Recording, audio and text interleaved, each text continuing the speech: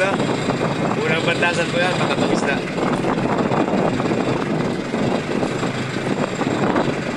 Galing kaliwa po ang titik, kaya nahuhulog. Hindi malakas-lakas pa ito. Ito, oh. Ah, laglag! Ano ba? Ano ba ka? Malamig isa. Natin, baka may kasunod. Malaglag na po ay. Isa. Ayan po, nakapwesto na sigpaw. Walang natalo na eh. Buti na, abot ko yung isa kanina. Kaso, hindi ko na yung neutral. Kasi sa kasaan yung lambat.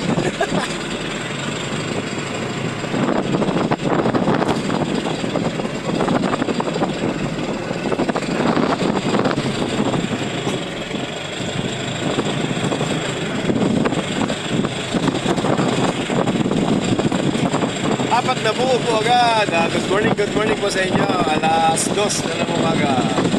Daling araw. Ano, gaguno? Malawon. Ang tawag sa amin, malawon. Ayan, malawon.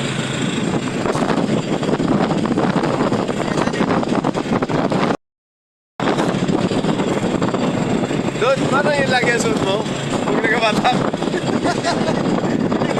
Ano yan? Lana? Ang tela? Ang tela daw po'y lana. Lanang labahan. Oh, isda! Malaglag! Buti pala. Matitig pala. Galing gilid. Maliit.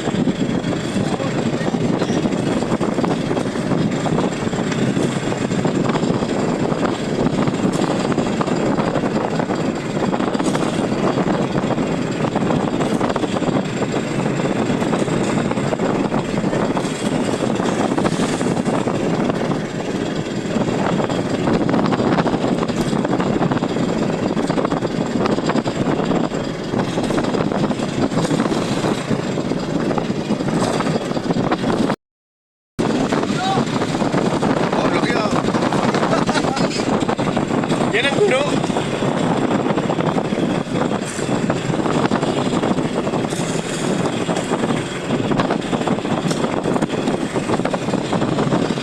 Ay, harang na naman ang gilid. Oh, kasunod pala doon.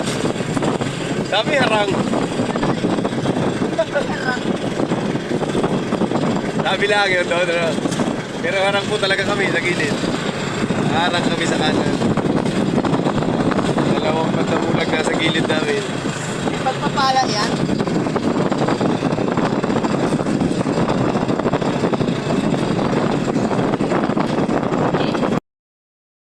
Oo, nasulting bata ko talaga na rin. Doon pala na yan. Awan? Oo, ewan daw. May bilang palang awan. Anong kwan yun? Anong nasyon yun? Yung awan. Ay, kung pala yun. May pagka-English ano, may one ay awan. Nilagyan lang pala ng A. English pala mo yun. Akala ko ibang nasyon eh. Awan ang bilang. Ibig sabihin na, isa pa. Ay, kung pala, add one.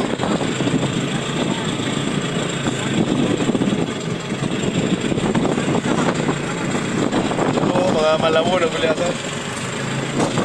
Wapo, assorted. May piece-piece. Kumbaga, small, medium, large. Wala pa pong extra large.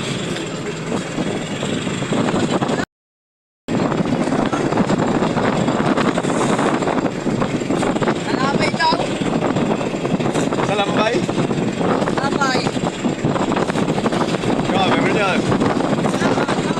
Kaya na. Ay, mahulog pa si Jari. Hey! 14. Mga bubo. Ilan na? 14. Oo, 14 raw. Matatlong bantasan po yan. 14 pieces na.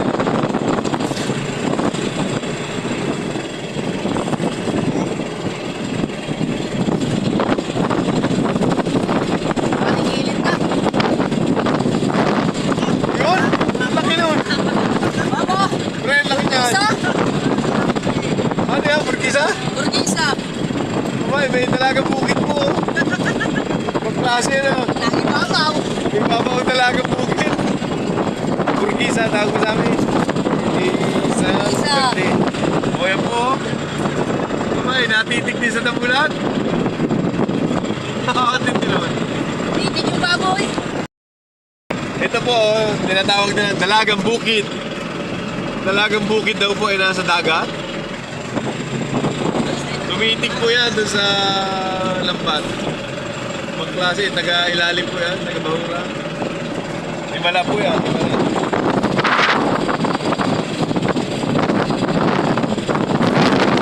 Sa labas. Takot po siguro. Kaya may bawa, malakas ah.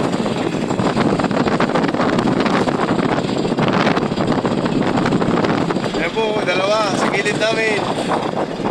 Ang kinuha